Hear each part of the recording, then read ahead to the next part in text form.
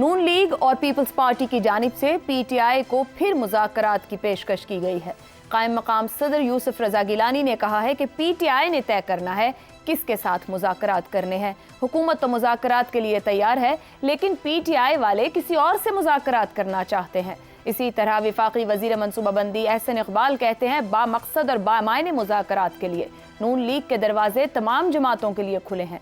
एहसन इकबाल ने कहा वो पीटीआई क़यादत को मशवरा देते हैं सड़कों को छोड़कर ऐवानों में आए। बामकसद बामायने मुज़ाकरात तभी हो सकते हैं जब फरीक़ैन खुले दिल से मुस्बत एजेंडे के साथ मुज़ाकरात करें।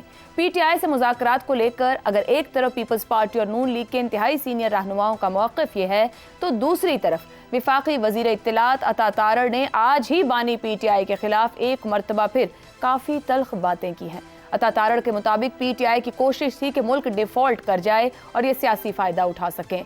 इनके करतूत ये हैं और अपने आप को शेख मुजीब से मिला रहे हैं। मखसूस एजेंडे के तहत मुल्क को डिफ़ॉल्ट की हद तक पहुंचाया गया। इक़्तिदार का नशा टूटने पर मुल्क की जड़ों को कमज़ोर करने की साजिश की जा रही है। सियासी मफादात और अपनी बका को पाकिस्तान की बका से जोड़ा जाता है। बानी पीटीआई की ख्वाहिश पर पाकिस्तान तबाह नहीं होगा।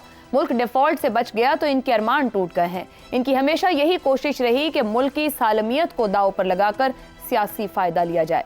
दूसरी तरफ पंजाब काबीना ने पीटीआई के बानी समेत पार्टी के दीगर रहनुमाओं के खिलाफ रियासती इदारों के खिलाफ नफरत अंगेज मुहिम चलाने पर मजीद मुकदमात की मंजूरी दे दी है।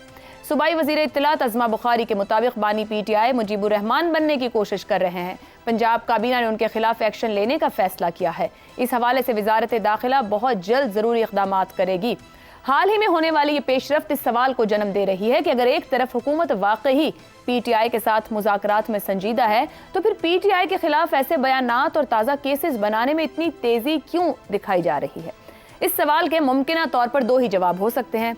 एक, या तो हुकूमत किसी भी सूरत पीटीआई से मुज़ाकरात नहीं चाहती और 9 मई समेत दूसरे वाक़यात में भी पीटीआई को करार वाकई सजाएं दिलवाने की ख्वाहिशमंद है, और दूसरा मुमकिन जवाब ये कि हुकूमत बानी पीटीआई और दूसरे रहनुमाओं के खिलाफ सख्त बयानात और मजीद मुकदमात कायम करके उसका घेरा मजीद तंग करने के बाद उसे मुज़ाकरात की मेज़ पर लाने के लिए मजबूर करने की कोशिश करना चाह रही है।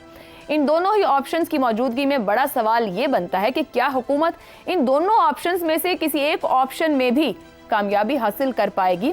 पैनल इस पूरी सूरत हाल को और सियासत को किस तरह से देखता है, इसी पर राय जानेंगे। हमारे साथ हैं हसन निसार, अबसार आलम, शहजाद चौधरी और जैगम खान। आप चारों के लिए सवाल। एक तरफ कहते हैं बात करें, दूसरी तरफ गिरफ्तारियां और मुकदमात बनाए जाते हैं। बातचीत के लिए तैयार है, पहले तहफ़्फ़ुज़ात दूर करें। असद कैसर का मुतालबा कितना काबिले अमल? हसन निसार साहब। देखिए जी, असद कैसर का मुतालबा बिल्कुल मंतकी और जायज़ है। ये वे और विल वाली बात है। अगर देखें, बात सुने, अगर किसी दूसरे फरीक को, वो मैं हूँ, आप हूँ, कोई आम जिंदगी में कुछ तहफ़्फ़ुज़ात हैं तो उनको दूर करने में क्या हर्ज है। जितने दूर कर सकते हो कर लो, जो नहीं कर सकते वो ना करना। पर अच्छा, तहफ़्फ़ुज़ात, और दूसरी बात ये है कि क्या तहफ़्फ़ुज़ात होंगे वो आप भी जानती हैं, मैं भी जानता हूँ क्या हो रहा है। अच्छा, तहफ़्फ़ुज़ात कोई भूख, नंग, जहालत, गुर्बत, करप्शन, करबा परवरी, बद इंतज़ामी, कमीशन, किकबैक खोरी, ये तो नहीं है जो ख़त्म नहीं हो सकती इस मुल्क में। तहफ़्फ़ुज़ात ख़त्म करना कि नहीं अगर कर सकेंगे तो उठ जाएं, जिस पोजीशन में है उसमें वापस चले जाएं। What is stopping any one of them? तो तहफ़्फ़ुज़ात दूर करने वाली ये मुज़ाकरात और तहफ़्फ़ुज़ात बुनियादी तौर पे ये फर्स्ट कज़न्स की तरह हैं। तो बैठ जाएं, शरीका तो है, फर्स्ट कज़न्स हैं, बैठ जाएं अगर कुछ सॉर्ट आउट करना है, वरना मारता जारी रखो और इसके अंजाम का इंतज़ार करो जो ज़्यादा मुझे दूर दिखाई नहीं दे रहा। सर, जायज़ कैसे हैं? बहुत सी ऐसे मुतालबात जहाँ पर केसेस हैं वो किस तरीके से ख़त्म होंगे? वो तो अदालतों के ज़रिए ही ख़त्म नहीं होंगे। और दूसरी बात कि क्या वाकई जो गिलानी साहब ने कहा कि फैसला कर लें कि उनको मुज़ाकरात करने हैं कि नहीं, एक जानिब से अगर हाथ बढ़ाया गया है तो दूसरी जानिब हाथ पकड़ेगी। आप भी ना आयशा, पता नहीं आपने आज नाश्ता किस चीज़ से किया है। ओ भाई, टीटियाँ मीटियाँ किधर गई? हुदैबिया शुदैबिया सारा कुछ ठीक है, वैलिड। अपनी तारीख पे ही गौर कर लो, सवाल उठाने से पहले हो जाता है। बांग्लादेश को भी आपने रिकग्नाइज किया है ना, वो भी जराइम की फहरिस्त में शामिल है। भाई क्या है ये, करना पड़ता है। ठीक हो गया। आप इक्तदार में हो चाहे वो जाली है, आपका ज्यादा आप पे बोझ है इस बात का, आप ज्यादा इनिशिएटिव, ज्यादा इंटरेस्ट, चूंकि आप बेशक जाली स्ट्रेंथ है लेकिन पोजीशन ऑफ स्ट्रेंथ से बात कर रहे हो। ठीक, बहरहाल दुरुस्त हो गया। मेरी तो यही समझ में आता है। ठीक है जी, मंतकी और जायज़ मुतालबा है जो असद कैसर कर रहे हैं। अब सार साहब, सीनियर रहनुमा यूसुफ रजा गिलानी तो कायम मकाम सदर हैं और जो गुफ्तगू उन्होंने की, और फिर एहसन इकबाल साहब, वो दोनों समझ रहे हैं कि बैठना चाहिए और बातचीत होनी चाहिए। क्या वाकई हुकूमत पीटीआई से मुज़ाकरात के लिए संजीदा है? तो फिर आज अता तारड़ ने जिस लहजे में गुफ्तगू की, जो पंजाब हुकूमत केसेस के लिए बात कर रही है, पैगाम क्या जाएगा? देखिए, हसन निसार साहब ने आपसे पूछा कि हैरानगी का इजहार किया कि आपने पता नहीं नाश्ता किस चीज़ का किया है। हालांकि हसन निसार साहब को पता होना चाहिए कि ये तो डिनर का टाइम हो रहा है। आपसे पूछते कि लंच क्या खाया है आज, तो पता चलता कि आप कैसे सवाल। बुनियाद सुबह रखी गई। हाँ सुबह रखी गई, लेकिन आप मेरे खाने पीने की बुनियाद छोड़े, वो जो हुकूमत में बैठे बात कर रहे हैं जरा बताएं, वो जो कह रहे हैं किस बुनियाद पर कह रहे हैं? हाँ जी, हर कोई जिससे यहाँ सवाल पूछो वो कहते हैं मेरे खाने पीने की फिक्र ना करो, अपनों हुकूमत भी यही कहती है हमें कि हमारे खाने पीने की फिक्र ना करो, अपना काम करो। मसला ये है कि बात खाने पीने की है। ये जो गुड कॉप बैड कॉप ये चलता रहता है। ये आप देख लें कि खान साहब भी यही कर रहे हैं। एक तरफ से कोई तल्ख स्टेटमेंट आ जाती है, दूसरी तरफ से नरम आ जाती है। इसी तरह ये हुकूमत भी कर रही है। और उसमें ये एक बात पे सबका कंसेंसस तो है ना कि कहीं ना कहीं बैठ के मामला तय करने पड़ेंगे। कुछ तहफ़्फ़ुज़ात जो हैं, और ये बात दुरुस्त है कि हुकूमत है जैसी भी है, हुकूमत का अपर हैंड होता है। हुकूमत को अपोजिशन के तहफ़्फ़ुज़ात दूर करने पड़ते हैं, चाहे वो नखरे कर रही हो, चाहे वो एक्सप्लॉइट कर रही हो सिचुएशन को, चाहे वो डिसग्रंटल्ड लवर की तरह बिहेव कर रही हो, करना हुकूमत को पड़ता है। इसी तरह जैसे पंजाब को, चाहे पंजाब की कोई गलती हो या ना हो, पंजाब के अवाम की, इलीट की बात नहीं मैं कर रहा जो लाहौर में बैठी हुई है, मैं पंजाब के अवाम की बात करूं कि अगर उनकी गलती ना भी हो, फिर भी छोटे सूबे एक्सपेक्ट करते हैं कि पंजाब बड़े भाई होने की वजह से कुछ हमारे तहफ़्फ़ुज़ात दूर करे। तो तहफ़्फ़ुज़ात दूर करने चाहिए, क्योंकि आगे बढ़ने का रास्ता यही है। वरना आज मैं इसलिए कह रहा हूँ कि आज भी मैं बहुत लोगों से मिला हूँ, तो जो कुछ यहाँ इस्लामाबाद में माहौल है ना, वो इंतहाई बेयकीनी का माहौल है कि इस हफ्ते कुछ ना कुछ ज़रूर होगा। ये यहाँ पे बात हो रही है। वो क्या कुछ ना कुछ क्या हो सकता है, मतलब स्काई इज़ द लिमिट, जिसमें बात चीज़ें लगता है कि नामुमकिनात में से हैं, लेकिन दूसरी साइड, एक साइड दूसरी को डराने के लिए कह रही है कि नहीं, वो नामुमकिनात, जिसको आप नामुमकिन कह रहे हैं वो भी मुमकिन हो सकता है।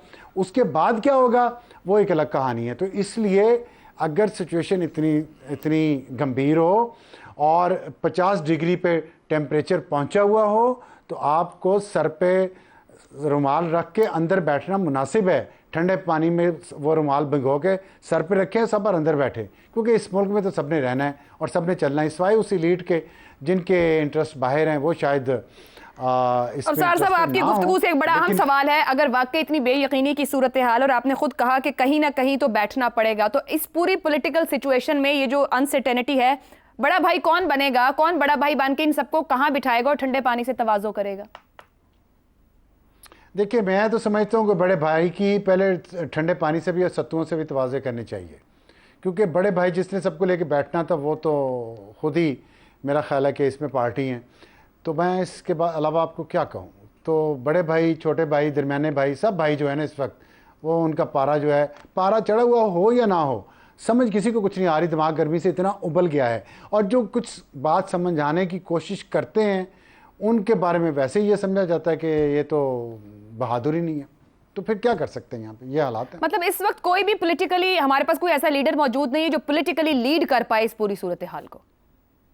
बिल्कुल थे, हमने मीडिया के ज़रिए, अदलिया के ज़रिए और ताकतवर लोगों के ज़रिए उनको काट काट के इतना छोटा कर दिया है कि अब वो एक तरफ शायद उनकी कोई बात मानी जाए तो दूसरी तरफ उनकी बात नहीं मानेगी। ये बहुत सारे लीडर्स थे जो इस मुल्क को आगे ले जा सकते थे, जिनकी क्रेडिबिलिटी थी, लेकिन क्रेडिबिलिटी तबाह की गई। और जो मॉडरेट लीडर भी थे उनको भी दीवार के साथ इतना लगा दिया गया कि अब वो भी सख्ती की ज़ुबान इस्तेमाल कर रहे हैं। हालांकि सियासी लीडर सख्ती की ज़ुबान किसी भी वक्त इस्तेमाल नहीं करते। अब सिचुएशन ऐसी है कि जो आगे ले जा सकते थे माजी में, मसलन मौलाना फजल रहमान है या महमूद अचकज़ई हैं, हर पॉलिटिकल ऑपोजिशन के साथ वो अगली सफ़ों में होते थे, तहरीक भी चलाते थे, लेकिन वो कभी एक रेड लाइन उन्होंने क्रॉस नहीं की। अब मुझे लगता है कि वो भी शायद किसी रायत के देने के मूड में नजर नहीं आ रहा है। ठीक हो गया जी। शहजाद साहब, एक तरफ मुज़ाकरात की तरफ दावत देना, दूसरी तरफ बड़े इल्जामात, मुकदमात, गिरफ्तारियां, ताज़ा केसेस की मंजूरी, क्या हुकूमत कैरेट एंड स्टिक की पॉलिसी पर चल रही है? आयशा, मुझे तो लगता है कि ये जो हुकूमत का मसला नहीं है, ये हम दानिश्वरों का मसला है। अच्छा। हम दानिश्वरों ने जिस तरीके से किसी भी मसले को उलझा के रख देते हैं, वो लगता है कि शायद ये तो हल होने वाला ही नहीं है। ये जो हमारी बहस होती है ना, इस बहस को अगर आप, ये सबको हमें चाहिए कि जाके किसी वक्त ठंडे दिल के साथ जरा अपनी बहस को दोबारा सुने, और उस बहस को सुनने के बाद बोलें कि 4-5 मिनट में मैंने जो बोलना होता है, उन 4-5 मिनटों के अंदर मैंने बात क्या की है और इस बात का किसको फायदा पहुंच रहा है।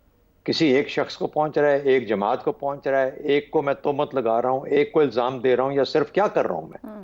तो मेरा अपना ख्याल यह है कि हमारी अगर बहस के अंदर थोड़ी सी ऑब्जेक्टिविटी आ जाए, मकसद आ जाए, कोई हल की तरफ आ जाए, कोई रियासत और अवाम का कोई फायदा सोचना शुरू कर दें, तो शायद मुश्किलात आसान हो सकती हैं। मेरी एक बड़ी, मैं तो बहुत सबसे कमतर आप लोगों में से हूं, जो कि जितने लोग आप काबिल लोग बुलाती हैं यहाँ पर, उन सब के अंदर से मेरा तो कोई वो जगह ही नहीं बनती। लेकिन बाहर सूरत छोटी सी बात जो समझ आती है थोड़ी बहुत इतने सालों के बाद, और 70 साल की 71 साल की मैं बात नहीं करता, उसकी वजह यह है कि फिर वो सार साहब कहते हैं कि हमें तो होना ही नहीं चाहिए यहाँ पे। लेकिन देखिए, सियासी इस्तेहकाम और सियासी मकाम दोनों ही लाजिम है।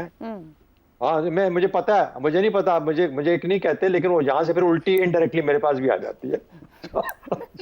सियासी, वो हसन भाई को बोलने तो मुझे डैमेज हो ही जाता है ना, सियासी डैमेज है। सियासी इस्तेहकाम और सियासी मफाहमत इस वक्त पाकिस्तान की जिन मुश्किलों में घुरा हुआ है, बेहद और बेइंतहा जरूरत है, इसमें कोई शक की बात नहीं। बिल्कुल सही। लेकिन सियासी इंसाफ भी उतना ही जरूरी है, और सियासी इंसाफ के साथ सियासी ब्लैकमेल ना होना भी उतना ही जरूरी है। दुरुस्त। जुर्म जब सरजद होता है तो हर जुर्म हमेशा रियासत के खिलाफ सरजद होता है, और रियासत के खिलाफ किया हुआ जुर्म जो है उसको हम इतना ढीला नहीं ले सकते कि उसको एक नेगोशिएशन का, एक जिसे कहते हैं कि एक चीज बना दें, कुछ ले कुछ दे की बुनियाद पे।